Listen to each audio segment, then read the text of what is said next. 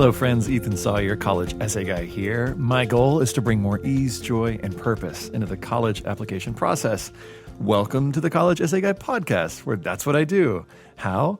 Well, I interview amazing people with amazing minds and amazing people who have turned their attention to helping students get into college. And then I break down their genius or, their skills into a series of practical, actionable steps you can take, whether you're applying to college yourself or helping someone else apply. So this is part 3 of my 4-part series with Ted Dorsey, aka Tutor Ted. And on the last 2 episodes, I interviewed Ted, once just getting to know him and then getting some awesome practical tips from him. On this episode, Ted turns the tables and he interviews me. So this will be a different episode than you're used to if you've listened before. And on this first one, you'll just hear him basically allowing folks to get a chance to get to know me better. So we talk about things like how I ended up becoming the college essay guy. And there's a little spoiler that wasn't actually my plan ever since birth. What applying to college was like for me, going through that process. How I learned the importance of asking good questions based on the way I was raised. Why I never ever tell students to quote unquote write in their voice. How I think the writing essay can actually change your image and your self-image, the way you see yourself, and indeed your life. And I share a little bit about what it's like working with me one-on-one, because Ted was curious. So all this and more you'll find on this episode. Hope you enjoy. So let's see. The really short version is that's just what I've always wanted to be ever since I was born. I really just came out of the womb. That's not the answer you gave me last time. It's changed. Wait a second. No, basically, I studied. To go way back for a second. So I'll give like the minute-long version, but I'd say that one of my core values, and I'm big on core values, as you know, is connection. And as a missionary kid growing up and moving around a lot, I really valued getting to know people fast. And I think that's something that I had to learn how to do because I went to like 13 schools. And so that serves me now. I wouldn't have thought at the time. Therefore, I want to be a college essay guy. But that was like an early piece, is like getting to know people fast and having deep conversations. Just something that I've always loved. And I got into writing, in high school and studied English in college and then studied screenwriting in college and really thought that that's what I wanted to do. And then I got a job helping students with their essays out of college. I went to Northwestern, and when I graduated, I was like looking for a job, got this job helping students with essays, but I was meanwhile helping my best friend with his, we were working on screenplays because he was enrolled at USC for screenwriting. And I just started to find that a lot of the structural stuff that I was learning about storytelling applied in the realm of college essays, and students were writing better stories, more interesting stories. And then over the next few years, I started to get more into counseling and being like, wow, this is really, really cool stuff. And I got a certificate in college counseling and just found so much more fulfillment. And I guess at a core level, I feel like this meets my deeper needs for community. I think this builds community with, when it's 2 people together, or in the workshop setting when I'm guiding students through essay workshops. There's a great, powerful thing that happens when students tell their stories. And it's an opportunity to just ask folks big questions and then encourage them to go deep. So I just find that it's really aligned with what I want to do in this world. Part of my Myers-Briggs is an intuitive feeler, helping people realize their potential. So there's an alignment there as well. I think it's really eerie how our backgrounds, overlap without us ever having met, to plan that. Just because I wanted to be a writer too and moved out to LA to be a screenwriter. And I think that I also was doing that to seek connection. I think I was trying to seek connection with millions of people. And then when I started tutoring, which is basically my sideline, and by the way, this is not an episode about me, but I just can't help but throw this in. I found the direct connection really appealing, I shouldn't say direct, immediate connection. Just being in the room with somebody and having an impact right away. Yeah. I think connection's a really great word and a great term. And anyway, let's go back to talking about you. That's okay. You're interesting. I like you. Oh, I know I'm just getting out of order here. You know what I mean? It's okay. It's a disorganized podcast. So what was your experience doing the work that you do now with high school students back in the day? I mean, did you get the support that you could have used? Was someone connecting with you back in the day? I mean, the first thing was kind of a cynical thing that popped in my head, which is like, who did? And what I mean by that is like, I don't think that, even when this was 1998 that I was applying to college. So, 20 years ago, there weren't as many resources out there, and the internet had just come into being. So it was harder, I think, to find, resources like the ones that, these podcasts are doing. Right, yeah. So no, in the short answer. And also I went to a public school where I was one counselor for, 2,300 kids or whatever. And so, but she did casually say, "Oh, you should think about Northwestern." So sometimes it's those high level things. You really got to be paying attention, You for really those. do. Yeah. But if there's only like 2 interactions or 3 interactions, and it was a really, she's a really sweet woman, but I, did the application process on my own, totally waited to the last minute. I remember being on a chat room because these chat rooms had just come into being with a girl who I'm still in touch with today. But like going back and forth between chatting with this new interesting girl who lived on the West Coast. I was in Miami at the time, and doing my applications, and I finally got it done. But no, I would have loved to have spent a lot more time, because I see there's so much potential for growth, and I didn't do any growth in high school. No, I just for me, what growth looked like in high school was doing theater, spending time with that community, and having lots of long phone conversations. So it's like organic growth. You were growing your organic garden, right? You know what I mean? Like no one was really tending it, Yeah, growing wild and free. That's a nice way of putting it. Oh, thanks. That's, do you feel like you missed out on something? Do you wish that you'd had you back in the day? I mean, that's a really trippy thought. You've blown my mind here. What would that be like to work with me? I think I would be too...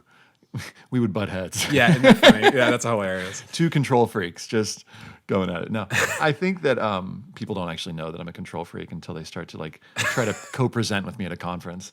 And That's then they're funny. like, Ethan wants to like, write all the emails, and he wants to put together the Prezi, and it's great, but like, anyway.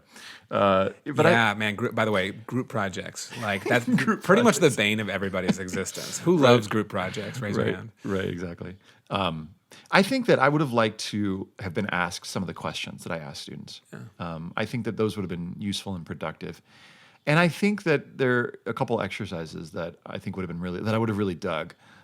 It's so funny to think about this, right? Like, which exercise would I have been into at 17? I think that some of the exercises that I'm doing today are exercises that I would have really liked. And so, yeah, I just think that there are these interactions that we have with folks, and these can happen in 10 minutes.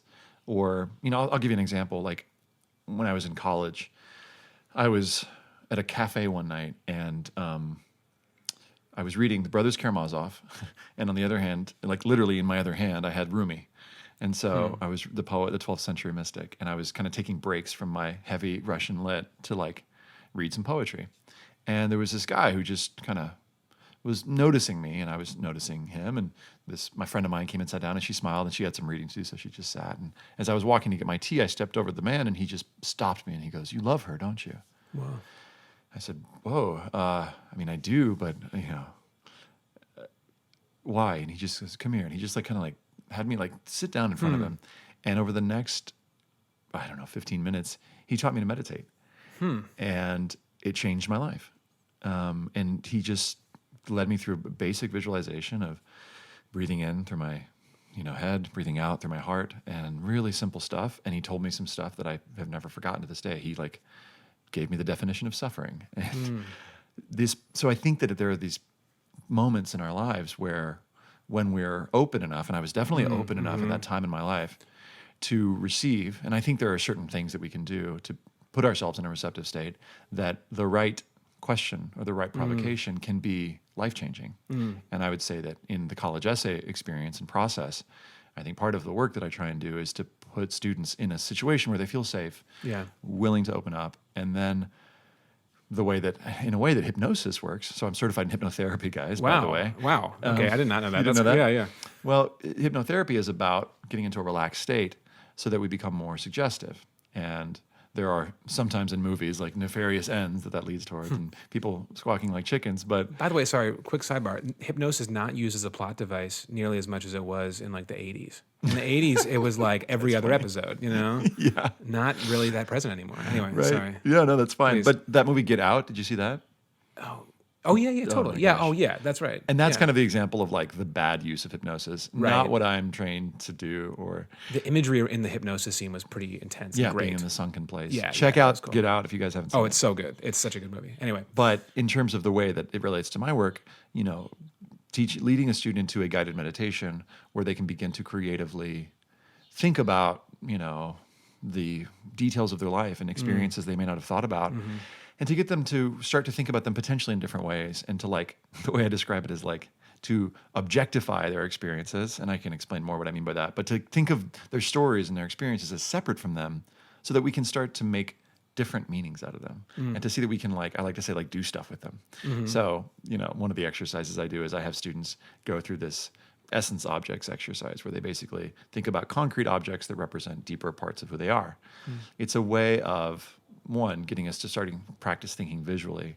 But two, it's like I said, thinking about our stories as separate from us, not Yeah. as who we are, because we are so identified. I'm so identified with my story. I think it's me. And we're protective of ourselves. You know what I Sure. mean? When you're telling a story about something that's not inherently like connected to you, you may be a little bit more forthcoming, a little more honest, potentially. Potentially more honest and more willing to flex it. What I mean by that is like we have this groove, like I am this story. Let's say, for example, that the dominant narrative, this is some narrative therapy talk, but like the dominant narrative or is I can't do it, right? Or I am not worthy.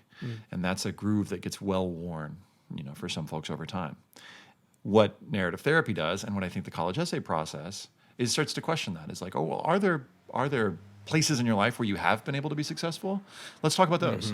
And in talking about those, and in the process of the college essay, doing 10 drafts, writing about those situations where you really did achieve something, starts to, it's called thickening the marginalized story.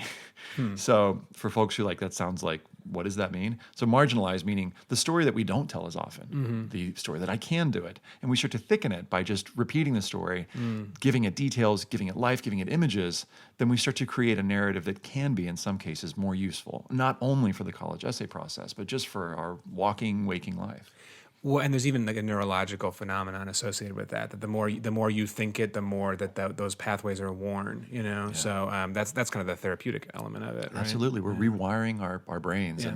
And I call it soul architecture because we get to basically go, well, how is this thing constructed? And ask, do I want it to be constructed that way? Now, with every student, we don't always go that deep. It takes a bunch of one-on-one sessions to really do a ton of that. But in a workshop setting, I think it's possible to sort of look at the architecture of things and then to begin to structure things in a slightly different way. And that can happen in like 15 minutes. Yeah, yeah. It's miraculous when those you have that moment of revelation, because that's what you're kind of building towards, right? It's like you set the stage, you make you help the student feel safe and I guess safe is the word for it. And then you're waiting for that moment of realization, and that can happen instantaneously. And like you said, it can happen in 15 minutes if everything goes kind of perfectly according to plan.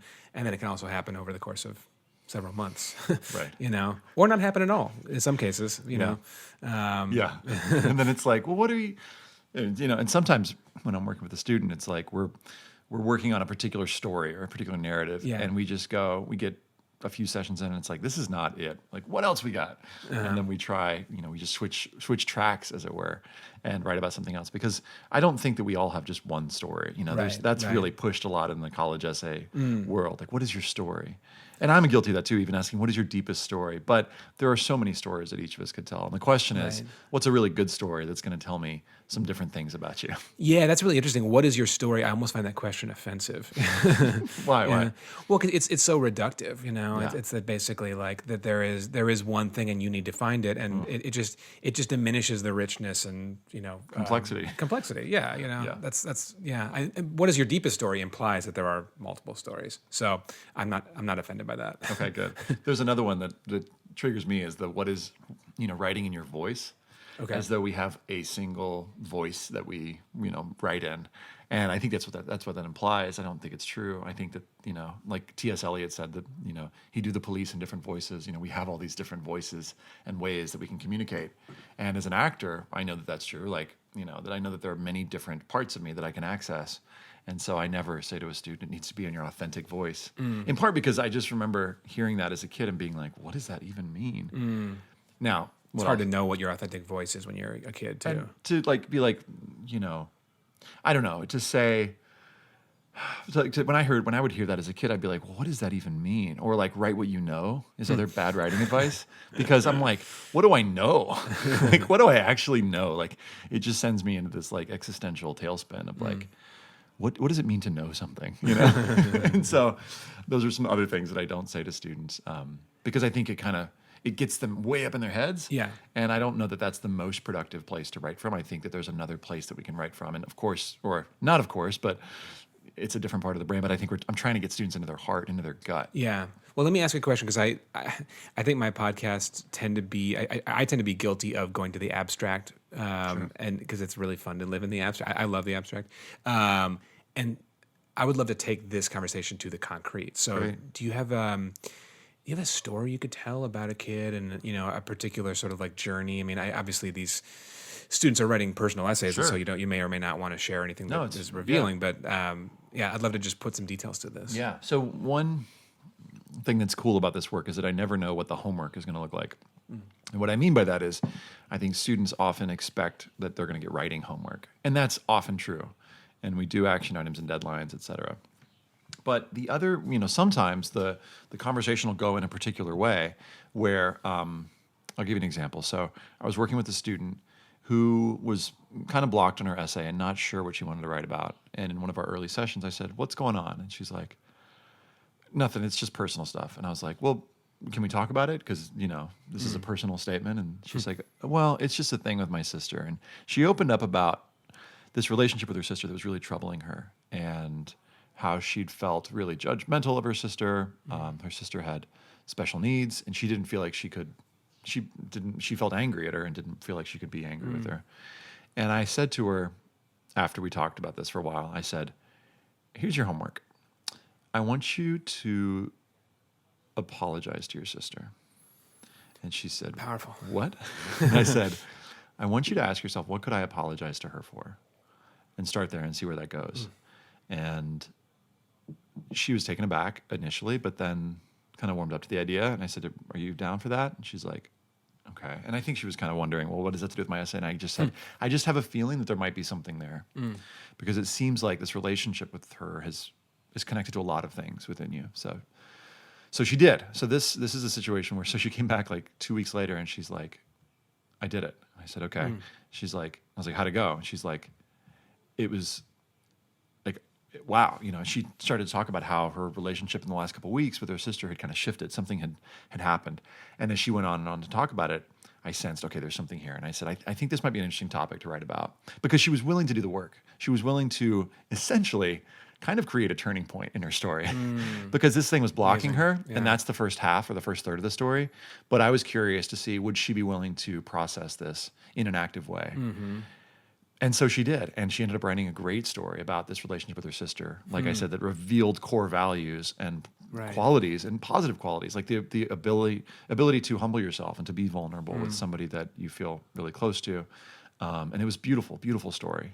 So that's a kind of an example of, weird homework. That's amazing. That's a really remarkable story. I love that. I love that the work itself ended up becoming part of the essay. That's fascinating. And I think that it takes a real open mind to make that happen. And it doesn't always. Like another example, last year a student came in and I said, how are you doing? And she's like, I'm just really stressed. And I could see that she was full, like on the verge of tears. And I said, well, can we just sit together for a few minutes and maybe we'll just like breathe. I'll just put on a little music and we'll just breathe for a few minutes. And she's like, okay.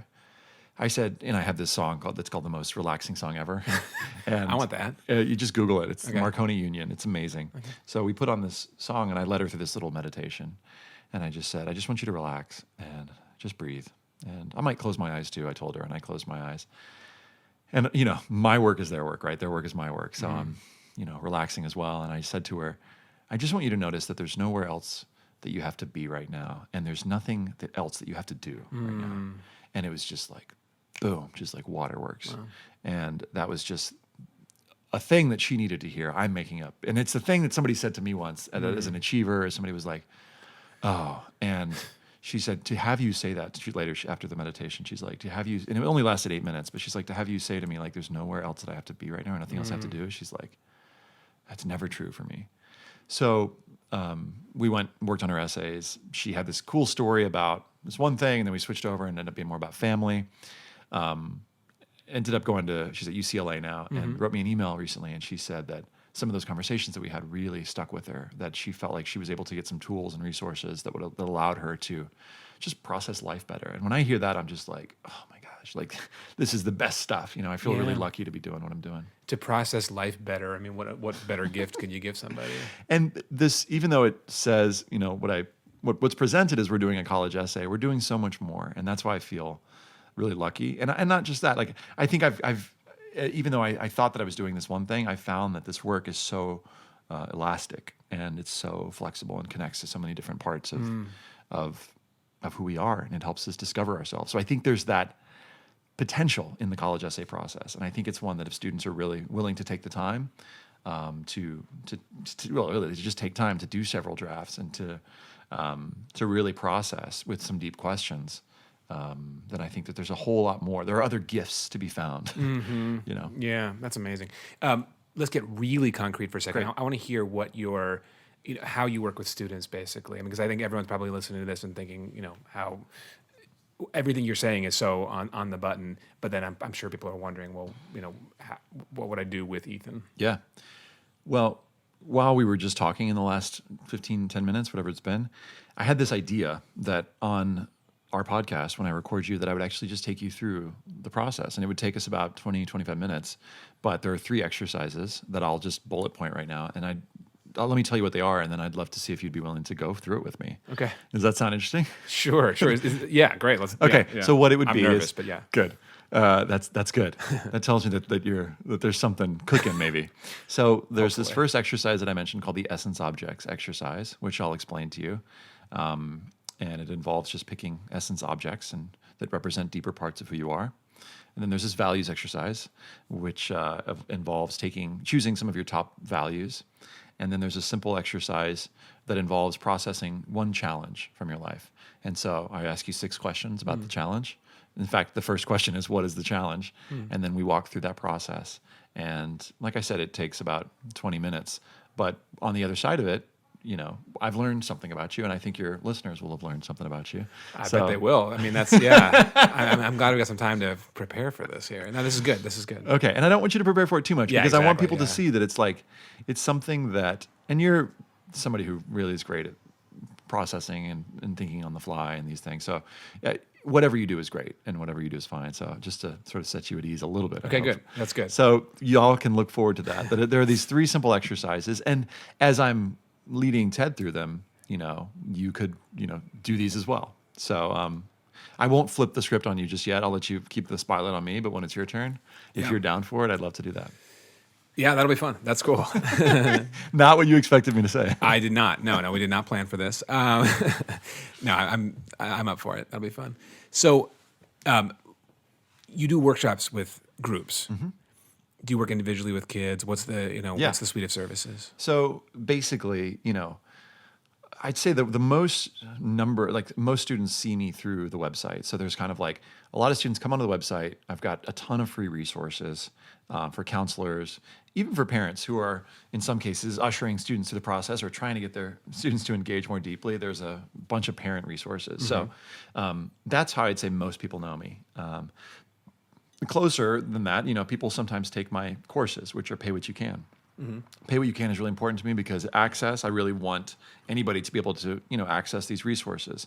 You can access them through the website or through the book, but I find it's good to do it in like a week setting where you're committed to like, okay, here's this 1 week that I'm going to do these particular, exercises. I'm going to get a solid draft.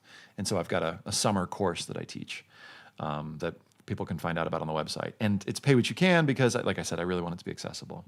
Then I also work with a small number of students one-on-one, and that's when students work for it's unlimited sessions. I don't like to limit it because I feel like we never know how long a story is going to take. So, last year I worked with I usually work with somewhere between 10 and 30 students depending on the year. And over the course of a whole year, it might end up being like 40, But the high season is sort of like, June, July, August, because I think it's really important for students to try and get as much done as they can in the summer because fall just is so bonkers. And they know what the questions are going to be, essentially. I mean, sometimes the questions, some universities ask specific questions, but a lot of times it's just let it rip and keep it under 750 words, Right. Yeah. So to get even more specific with that, if folks are interested, the main statement, which you'll use for either the Common App or now the Coalition app, which is for most private schools, is 650 words, and it goes out. That main big statement is the one that you'll probably spend most of your time on, the one I've been talking about. And that, I think takes 8-10 drafts, to really get it solid. And then the supplemental essays that Ted's referring to are the essays that are particular to each school. Like, why do you want to go to Northwestern? Or, what's an extracurricular activity that in 150 words you could tell us a little more about? And those are officially released usually in about August 1st to 15th. But those don't tend to change too often. So I encourage students to get a start on that. We know that UPenn is probably going to have a 650 why us statement because they've had that for a few years. But those essays do change. So I just let students, say, hey, check back in to make sure. If students are applying to public schools, those are sometimes different essays. So if you're applying to the University of California schools, those have 4 separate essays that are 350 words each. In fact, I'm not supposed to call them essays, excuse me. They're called personal insight questions because the UCs feel like the word essay is oftentimes, pings for student like an academic piece of writing. Yeah. That's certainly not what this is. This is just tell us more about who you are, and that's broadly speaking. That's not the actual prompt. There are 8 different prompts that you can choose from, and you can just Google those, how to write the UC personal insight questions. If you're interested, because we're talking about resources, I have a little 1-hour guide to writing the UC personal insight questions that's on my site. Is that pay what you can as well? That's free. Yeah, there's just a free guide. And then I've got a pay what you can course. That's a week-long course that I'm teaching in September, but is also on demand. That's pay what you can. Nice. That's awesome. Yeah. I mean, I love the accessibility, I think that's so important. And it just as a personal, I'm sure it's a personal value of yours, right? Yeah. I'm guessing. Yeah. Hugely. Yeah. It's, because, I didn't grow up with a ton of money. I wouldn't say we were poor, but, I would have liked to have had more resources and, if I'd found something like this, I think. And so what I would say to students is if you're on a tight budget, there are resources that are out there. Yeah. And there are podcasts like ours that can get you most of what you need. Right. What I think can be useful is having somebody to give you a little input on your topic. So students sometimes are like, what should I write about? And, like on a course, for example, like the course that I lead, I have students work with a writing partner. And the writing partner could be someone that or it can be someone that, that you trust. But somebody who's had some experience with the college essay process or college application process can be really super important. So I'd highly, highly recommend that. So a student wouldn't necessarily need to work with you in order to have that access, that level of access. No, well, I mean, I think that it's good to no. So the short answer is no. Like you can get great college admissions advice from, lots of different people out there. Your counselor. If your counselor is not available, there are many times that an English teacher has lots of, experience doing this. Some English teachers have more experience than others. Some English teachers are mostly, focused on the analytical writing and that's sort of the essay that they know how to write. But I'd say just making sure when you're trying to pick your topic that you've gotten some guidance on what makes a great topic, and that's something that I cover in the course. But when it comes to like revising drafts and just figuring out like what makes an interesting story, and that's something that I think any human can give you some feedback on, any sensitive human. Yeah. And I think that one of the things that I also on the course, sorry, I'm not trying to like continuously pitch the course, but one of the things that I think is important that students should be aware of is what goes into a great personal statement. And I think there are 4 qualities that go into a great personal statement that I can explain in 5 minutes. And I think that it's possible to basically go into each of these qualities and to bring more of them into your essay in about 20 or 30 minutes and have a path for that.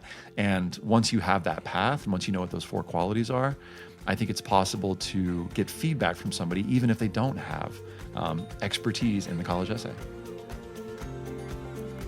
Hey, and thanks for listening. You'll find all the show notes, which is to say any links that I discussed, like the Essence Objects exercise and the free guide to the UC Personal Insight questions, on collegeessayguide.com/podcast. Just scroll down to the bottom of the page, and you'll see that right next to the link for this episode. What else? Oh, subscribe if you haven't subscribed. You'll get access to these episodes as soon as they come out, fresh off the digital presses. Thanks so much, and stay curious.